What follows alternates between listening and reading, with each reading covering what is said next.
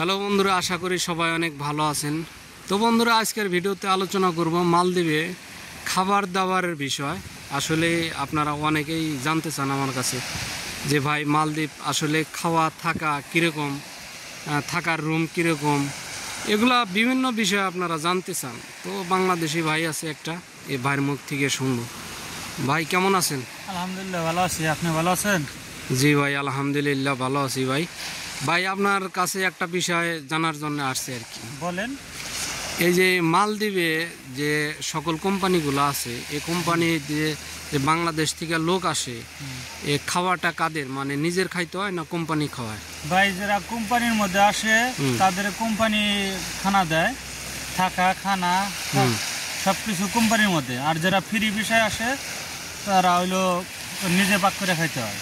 তারপরেও যদি কোম্পানির ভিতরে ঢোকে যারা ফ্রি বিষয় আসে, তো নিজেরই যে কোম্পানির খানা।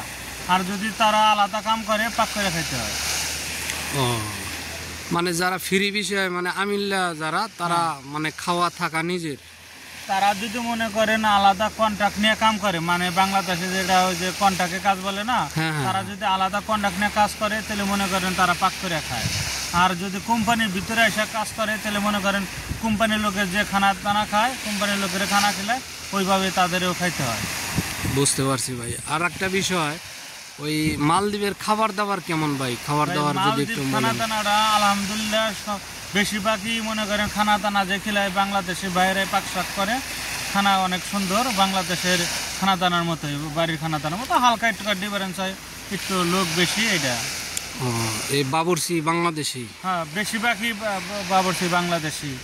তাতে ভাই প্রতিদিন খাবারের মধ্যে মানে কি কি থাকে একটু যদি বলেন। আমাদের কোম্পানিতে যে খানাটা মনে করেন সপ্তাহে 3 দিন, একদিন দেয় খাসির মাংস, 2 দিন দেয় একদিন গরু, একদিন মোষ, আর একদিন দিব চিকেন, আর একদিন পাঙ্গাস মাছ। আর সাগরের মাছ তো মালদ্বীপের থাকেই সবসময়। মালদ্বীপ মাছের কোনো অভাব নেই ভাই, মাছ সবসময় খাইতে পারবেন। বুঝতে পারছি। এটা দর্শকরাও জানে আসলে মালদ্বীপ মাছের একটা দেশ।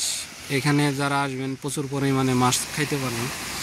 তো এগুলো হলো খাবার দাবারের বিষয়। হ্যাঁ, তো অনেক ভালো লাগলো ভাই আপনার সাথে কথা বলে। ভালো থাকবেন ভাই, আল্লাহ হাফিজ। হ্যাঁ, ঠিক আছে।